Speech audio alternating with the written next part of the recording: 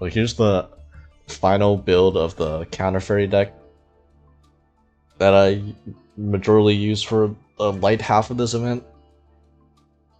Most of the explanations can be found in the video I did with the budget light decks that included Counter Fairies, which should be, I'll link it in the description, in the pinned comments, and should be somewhere around here in the put a card there.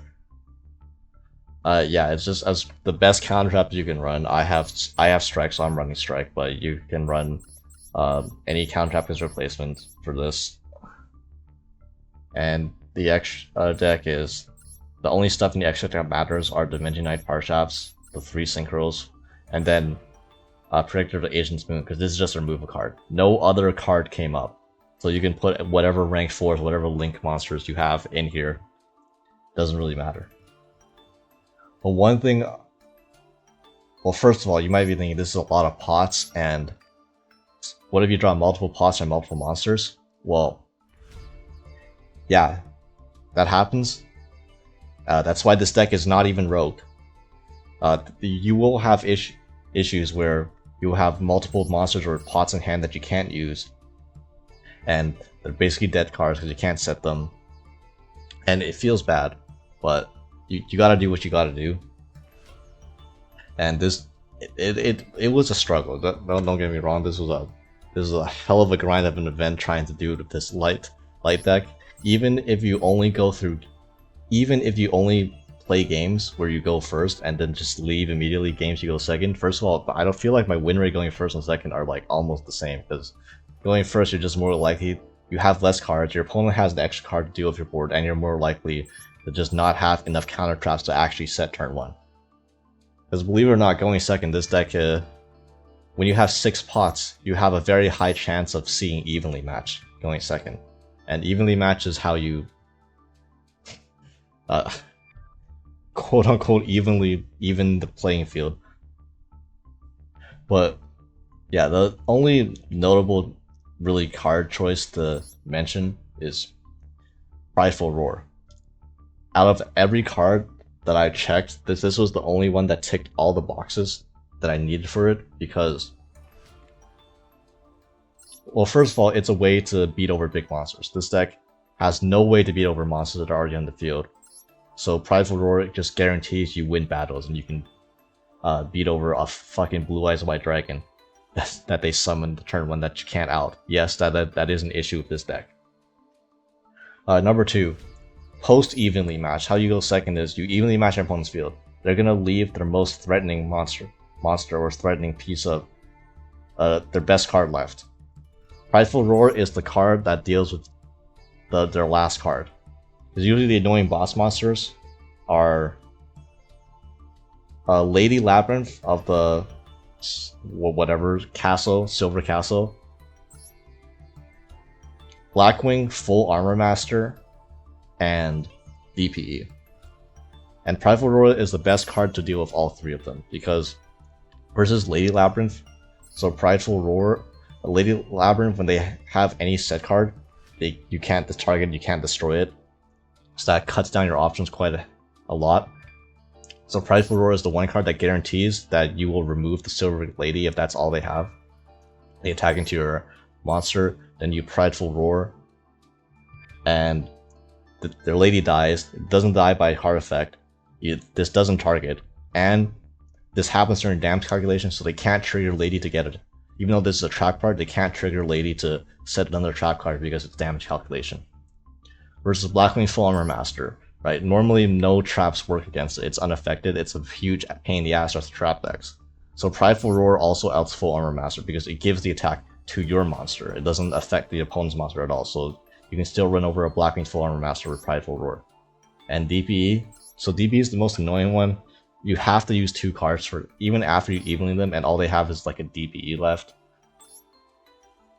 You have to first kill the DPE, then you have to have a card to negate its revival effect. So you need a 3-card combo evenly matched through their field. Then you need Prideful Roar so that their DPE runs into you, because they're not going to just actively DPE knowing you're on counter fairies. because then you can actually use your counter traps to negate the DPE effect, which is disastrous for them if they know about Rebirth with Parshaft. So they're probably going to just attack into you and try to chain if you try to do anything. So again, Prideful Roar happens in the damage step. They can't chain DPE to Prideful Roar, so it dies by battle, and then you have to Solemn Warning it, Solemn Strike it, Ultimate Providence it, or Rebirth of Parshaft, and use one of your counter spells to get rid of it for good. Post evenly.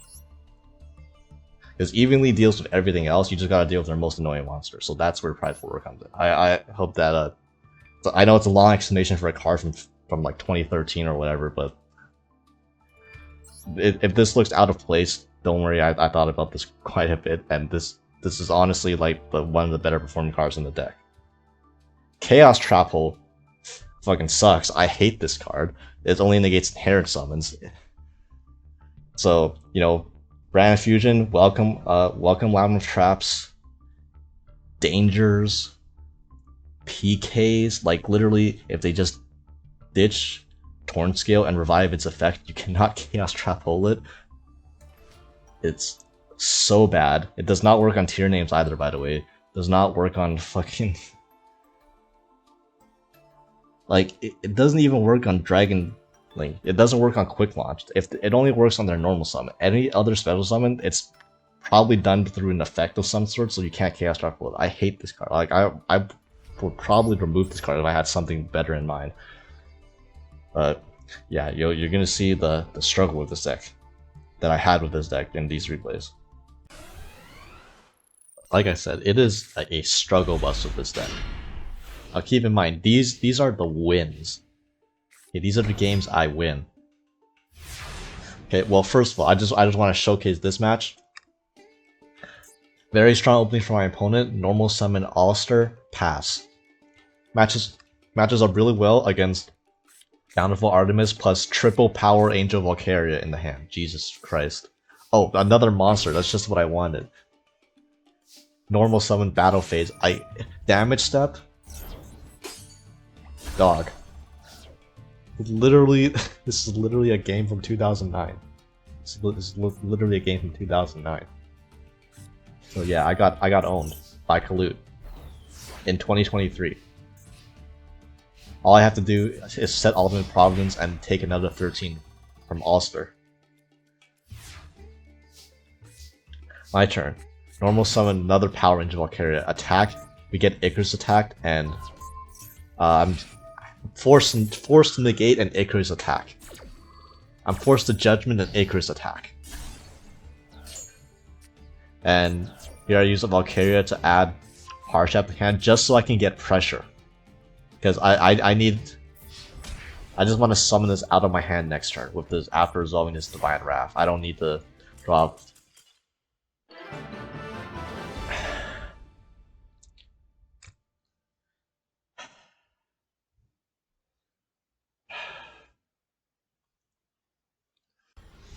Well, I just want to know, this is the only opponent I faced who was in Master 1.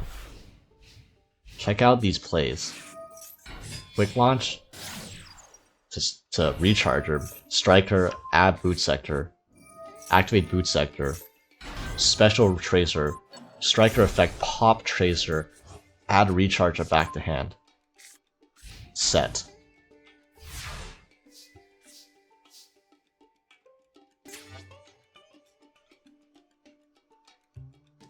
Master 1, by the way. What the?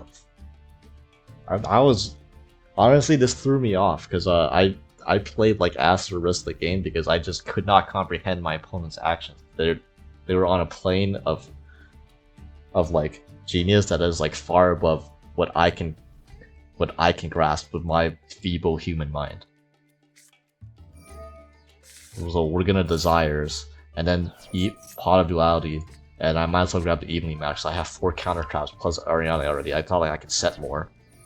So evenly, they keep the recharger. Activate Ariana, summon, set 4. You might be thinking, you need a counter trap to draw Rebirth or Parshaft here, right? Well, I have 3 other counter traps that I can use. So the logic is, with the 3 draws, I get off Bountiful Artemis from resolving my counter traps. I should draw into 1 counter trap because that's half my deck. And the minute I draw into 1 counter trap, Rebirth Parshaft is live. so that way you can set all 4. Which was my initial thought, but then we get Kaiju'd on the Bountiful Artemis. You ever dang see a Bountiful Artemis get Kaiju'd? Which is honestly helpful for us, because now we get a bigger monster. Because the main weakness of Bountiful Artemis is, like, it literally could not run over Rocket Recharger, so they actually helped us by giving us a monster that can run over the set Recharger. Which, by the way, they set the Recharger turn 1. Remember that play? Yeah. Jesus Christ. Okay, this is pretty much the ideal hand you want to see when you go second. Evenly plus Desires. That way you're gonna begin your turn with 7 cards in hand, so you can evenly them down to their last card, which is really annoying because Counter Fairy cannot even clear the last card, and cannot clear an opponent on 1 card. But at the very least, we can draw hopefully more card advantage so that we can use our 5 cards against 1 card, and hopefully 5 cards versus 1 card is enough to, it's enough of a trade-off. So evenly here, get rid of everything but 1. Normal summon Bountiful Artemis. You're gonna backjack a D-Bearer. Yes, that's gonna be very useful against my deck. And here's the thing. So I set Rebirth of Parshaft because in order to use this, I have to reveal Counter Trap in hand. So I need to keep the Chaos Trap in one hand to resolve Rebirth of Parshaft. So if I'm already doing that, I know my opponent's gonna go crazy because you get Labrynth turn, they're gonna get 5 cards back to their hand. So I actually am planning to resolve this evenly again. If something goes wrong, I can at least have a second evenly backing me up before I commit to the placing Guiding Ariadne. So they're gonna welcome Labrynth out, Big Lady. Activate Dimension Barrier just to trigger the Big Lady. I can't do shit about that with this deck. And that's gonna give them a big welcome on their turn. So, it's kind of a misplay IMO because this big welcome is obviously gonna get negated by one of my cards. Yeah, I'm gonna negate the Chaos Trap Hole because Chaos Trap Hole is actually pretty terrible of a card. It only works on Heron summons, which means 90% of the things you want to Chaos Trap Hole, you can't Chaos Trap Hole or it gets Chain Blocked. You pretty much can only Chaos Trap Hole and normal summon an Ariadne, which is like, whatever, right? That's the 1 out of 30 cards in their deck. You're gonna enter battle phase, attack over the parts. I don't even know why I summoned it, to be honest. Oh well, yeah, you want more fairies monster in the grave to banish for the Parshaft. So we're gonna Pot of Desires, enter battle phase again, get Ghastly glitched, which is gonna trigger their Lady Labrynth, set another trap, which is whatever. I'm just gonna.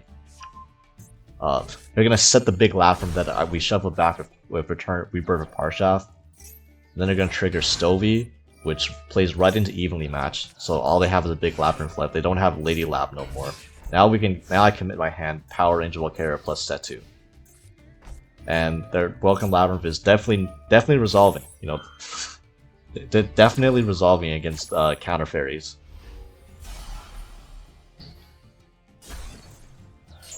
Then Power Angel Valkyria triggers, and that's the end of the game. So yeah, all you gotta do to beat Labrynth going second is resolve double Pot of Greed and resolve double Evenly, and draw Judgment plus, and draw 2 Omni Negate counter traps. That's it. Okay. Opponents on Labrynth, set 4. Excellent. Love that. Draw evenly matched. Desires, draw 2. Duality. Can fail to hit a monster. Well, we do hit an Ariadne, but I'd rather not have that as a monster.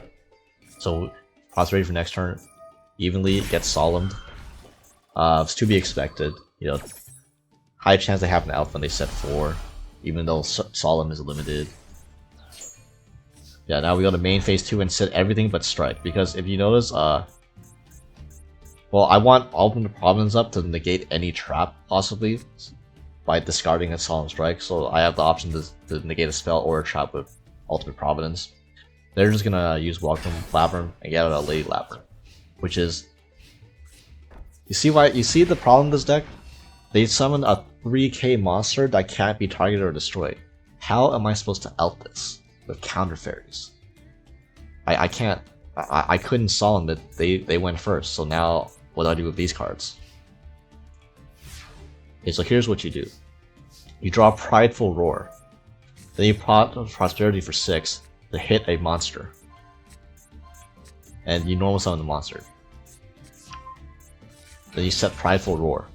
And this is one of the cases where I run Prideful Roar, exactly for Lady Labrynth. This is one of the few cards that outs Lady Labrynth, as I mentioned earlier, because again, you couldn't, no Mirror Forces, no Deep Prison targets, like at this moment, Ice Dragon Prison doesn't even work, and it would also give them a search of Lady Labrynth. So Prideful Roar is the only trap that kills Lady Labrynth without targeting, without destroying my card effect, and doesn't give it a chance to trigger its effect because it's in the damage step. Or it's in damage calculation. So yeah, cleanly out the Lady Labrynth, and this game is ours from this point on. I'm always worried they set a furniture, but they never set a furniture, they would use it, so it's usually just backjack that they set. And end phase, are going to keep the strike in hand again for the Ultimate Providence. Strike, going to draw another card, so now we have 2 fathers for Ultimate Providence. They're going to set one. Our turn, we're going to enter battle phase, they're going to compulse, we're going to Ultimate Providence that, and discard the strike because I don't have enough life points to pay for it anyways, even if I wanted to. And yeah.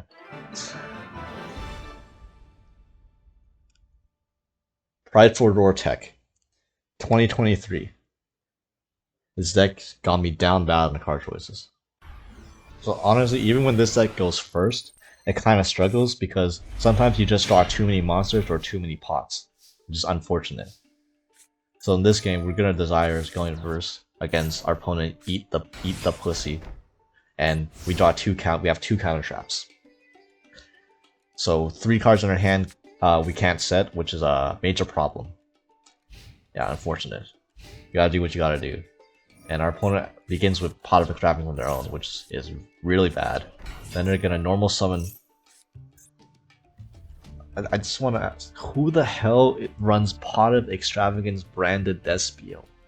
I know this deck is like nerf this, but like how down bad are you to fucking run Pot of the one of Pot of Extravagance in branded? Like what the So anyway, we're gonna strike the Aliber and draw a card. Hopefully it's something useful. That's the best card in our deck, and now we get Raigeki. Don't know why I didn't Raigeki first, so that I wouldn't draw a card after negating their Aliber. Or maybe it would bait out a Judgment, in which case the Aliber would go 3. I don't really understand the Raigeki timing, but yeah, now they're gonna set 3. We're gonna Pot of Prosperity, trying to hit a monster, which we do, which is very important because that's our second fairy. You need 2 fairies. You need to banish 2 fairies to special Arknight from hand. So this is our 2 fairies. So we negate anything, we can just summon this and put under pressure. Attack and set 1. Because once again, you need a counter trap in hand to rebuild our card shop, and we don't have an Artemis on the field, so like we can draw into more counter traps. So we just kind of have to keep the strike in hand. Our opponent normally summons another Aliber, which is going to get Solemn Warning, and that's really annoying because Power Angel Valkyria only adds if you negate a spell. If you negate an effect, it doesn't work if you negate a summon like Aliber. So yeah, we don't get anything out of the Power Angel Valkyria, and we can't trigger Arknight because it has the same requirements. So yeah, I just love how this deck just works perfectly together. Our turn, they're going to banish it. Thankfully, that's something we can negate. And we're going to discard the Evenly Matched.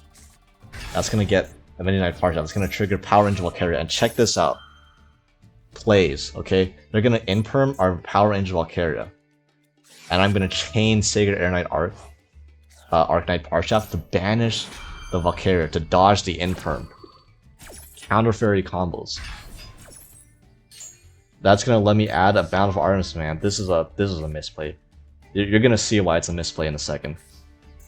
So we're gonna normal summon this, attack directly, add a Solemn Judgment, attack, and whoopsie, math is hard. Yeah, surely this won't come back to bite us. Activate Bigfoot. 100% you should Solemn Strike this. I don't know why I didn't Solemn Strike this. I didn't realize that, oh, 3k is actually bigger than all of my monsters. I don't have a way to stop my monster from dying in my battle, because because counter traps don't work when the monster's already summoned. But yeah, you should negate that. They end up hitting Danger Bigfoot, so it summons, and then they draw it top into Feather Duster, which forces out my Solemn Judgment. And now my strike is dead. Fantastic. And this is where they make a misplay. They attack, and they attack over Bountiful Artemis.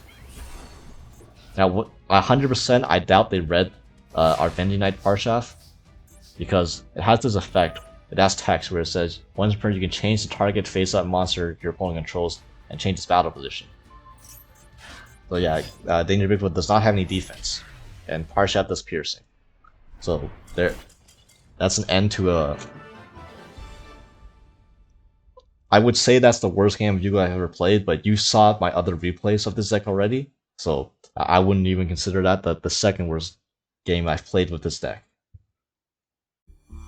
Yeah, as you can see, I'm basically done. I just gotta win 3 more times with this, and we can move back to playing some Dragon Link, and then finish the event off.